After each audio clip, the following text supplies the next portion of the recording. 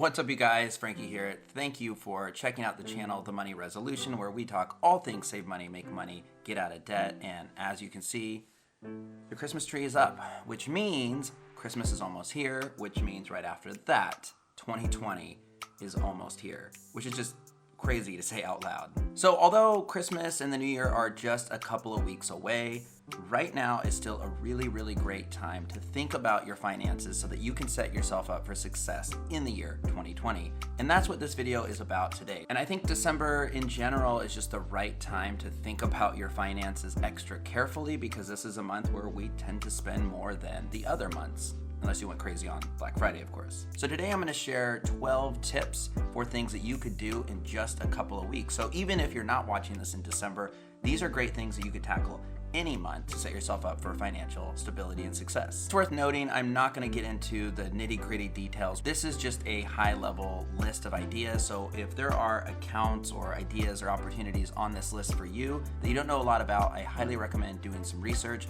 And on that note, I'll drop a few links below in the description to help you get started with some of the more specific accounts and such. And be sure to stick around till the very end. I'm gonna give one extra bonus for you. The first thing I'm gonna talk about here is something I recommend all young people have, which is a Roth IRA account, individual retirement account. I guess it's redundant to say account. And this is similar to a 401k account that you likely contribute to through your employer. But there's one really key difference. And with a Roth, the main difference is how you pay your taxes. This is a tax advantage retirement account in which you're contributing after tax money. What's great about that is this money is gonna grow interest free. So when you go to tap these funds in retirement, you won't owe taxes on that money when you take it out. One thing I really want to be sure I mention, because I made this mistake, opening a Roth and contributing to it is just cash sitting in an account. So you still need to go into that account and make sure that that money is invested. Now this gets really in the weeds. We could talk about tax brackets and how you should invest your money within this account, but I'm gonna leave that for a different video.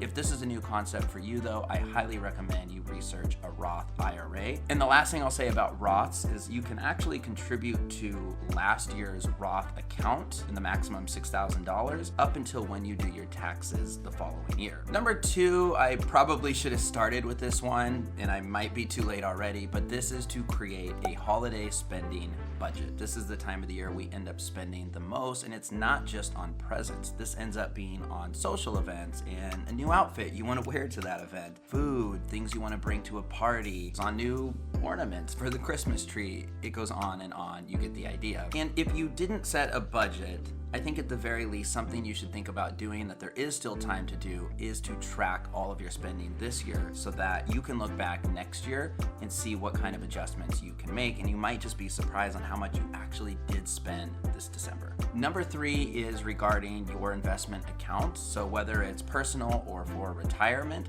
you want to make sure you look at your portfolios and rebalance them. And here's a quick little rule of thumb I'll give you regarding having a balanced portfolio. And this is to take 110 and subtract your age. So whatever number you come up with, that is what amount percentage-wise you should have invested in stocks and the rest in bonds or other safe investments. And this is because the further you are from retirement, the more risks you can take, and stocks generally offer higher risks. Take or leave this rule of thumb, but a general idea is to consider your balance, and by the end of the year, your portfolio might get out of whack and be a little bit heavy on one side or the other. This is also a really good time to say that there are apps out there that you could use for your investments. One that comes to mind is M1 Finance that will actually rebalance your portfolio automatically for you. So this could also apply to what sector you're invested in. So if you don't want to be too heavy on tech, for example, and tech's had a really good year, you might want to sell off some Facebook or Amazon stock. Number four, the year end is typically when we'll get bonuses. So if you know for sure that you're getting a bonus or you're just hoping to get a bonus,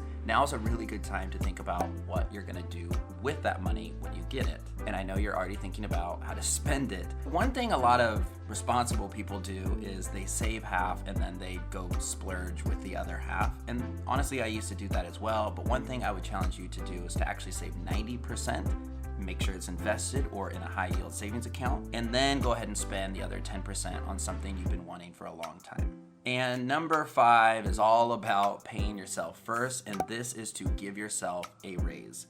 Now, what I mean by that is there's a whole bunch of different ways you might be paying yourself first, I hope, which is your 401k, which is your Roth IRA, it might be your HSA or FSA. No matter what it is, now is a really good time to increase that amount that you're deducting from your paycheck, hopefully automatically. This is going to increase how much you're saving come 2020. And if you just raise your 401k, for example, 1%, you're likely not going to feel that next time you get paid. And if you do that every single month in 2020, well, congratulations, you're saving close to the max, I bet. This also applies to your emergency fund. So whatever you have set aside, I always say this, double it. And maybe that's just a really good goal for 2020.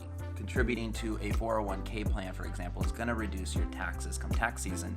Another way you can do that is maybe opening a 529 account if you're eligible to do so in your state. So 529 accounts are similar in the sense that you can invest this money like a Roth IRA that's already been taxed.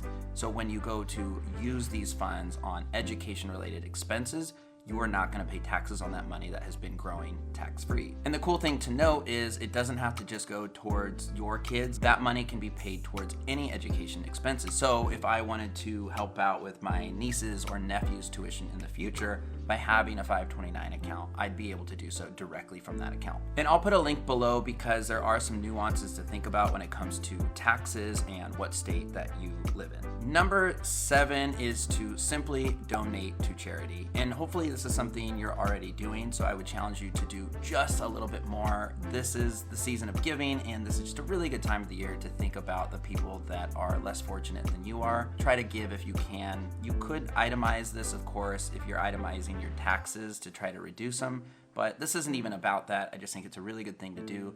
It makes you feel really good, and hopefully a little bit of karma is going to pay off come 2020. And you know what? Spread the giving cheer. Try to encourage other people to match or, participate in some kind of online fundraiser that you start. That's a really good way to get people involved and remind them that this is the season we should be helping out. The editing version of me just realized I skipped number 8 somehow completely, and maybe that's because it's the least exciting on this list, but it's equally as important. And this is to assign your beneficiaries, check that they are assigned, and to update as necessary. This is extremely critical. I know it's a morbid thing to think about, but you got to make sure all that well-earned money that you saved and socked away is going to the appropriate responsible parties. Trust me, I just watched the movie Knives Out. And number 9 is to find a better savings rate. So I've done a video where I talked all about online-only high-interest savings accounts, so this is a really good direction to go. I actually use Ally for mine. I prefer having this separate online high-interest savings account to get that money out of sight and out of mind. So if you're making the national average, which I think is something like 0.09% in savings interest, now might be a great time to take your business to another bank and earn a little bit of extra interest. So I think between my local credit union and my online account, I've made something like $200 to $220 in interest alone. Totally guessing. I'll put it on the screen. Number 10 is to get your free annual credit report. So you can do this through annualcreditreport.com. And with each of the 3 bureaus, you can get your report sent to you one time a year. So you could do it right now if you haven't done it the rest of the year from all 3 bureaus and just kind of compare across and make sure everything looks good. If anything is incorrect or inaccurate, catching this and fixing this can actually increase your score dramatically. So that's one thing definitely to look for. Or you can do what I recommend, which is to spread it out. So every 4 months or so, you take advantage of a credit report from one of the 3 bureaus. And don't be scared. If you don't know your credit score and you're too scared to look, it might not be as bad as you think. I can't emphasize this enough. It's really important to know your credit score and be thinking about how to improve it. Just like a Band-Aid, rip it off and get in there and see how you're doing. Number 11, this one is specific to health and possibly your HSA or FSA account. A couple of things here. If you've already hit your deductible for the year, this is the time to squeeze in any extra appointments. So be sure to do that extra checkup. Even if you were gonna go in February or March, now's the time to do it so you don't have to pay any more deductible. While going to appointments is never fun, paying your deductible is even less fun. So again, if you've already paid that off, now is the perfect time to squeeze in those appointments. And one last tip here is regarding your FSA. If you have one, that money is use it or lose it. So be sure that you've used your FSA money. I have put together a video about how to spend your money on Amazon, your HSA or your FSA. So check out that video or just go to Amazon. You can probably just Google it. You'll get to the link to the store and it's really easy to see what's eligible and what's not. And it's not every single thing related to medical expenses. You can't just go get Advil or throat drops. So be sure you know the rules and you don't waste that FSA money.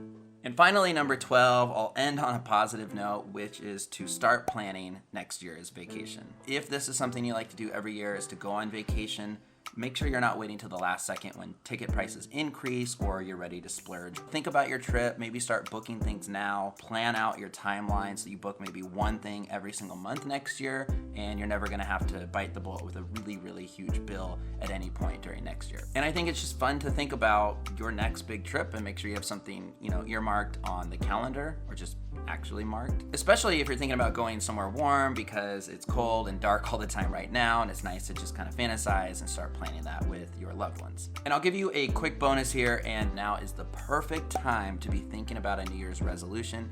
And I highly, highly, highly recommend you make a resolution around your personal finances come 2020. Make sure that it's specific, it's actionable, it's achievable. Maybe it's just paying off all of your credit card debt. Maybe it's tackling half of your student loans in 1 year. Maybe it's increasing that credit score that we mentioned. Maybe it's opening and contributing to some of these accounts. Maxing out your Roth IRA, for example, would be an incredible goal. And I'm not saying do all these things, of course. Be realistic, but make sure it's concrete and that you have a hard and fast number. Oh, and maybe it's just make more money. So maybe that's adding a side hustle or getting a new job. The reality is sometimes we just don't have the budget to do these things, and that's totally okay.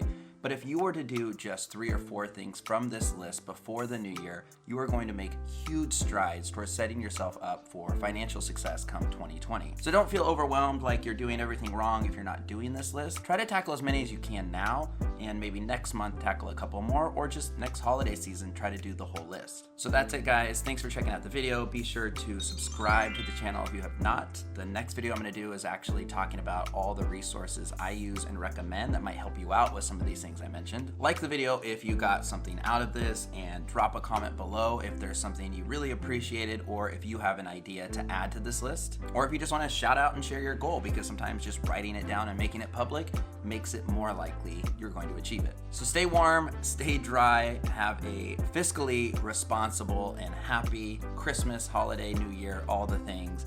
And as always, I will talk to you soon. Thanks. Here you can use free annual credit report. So you can do this through annual credit report.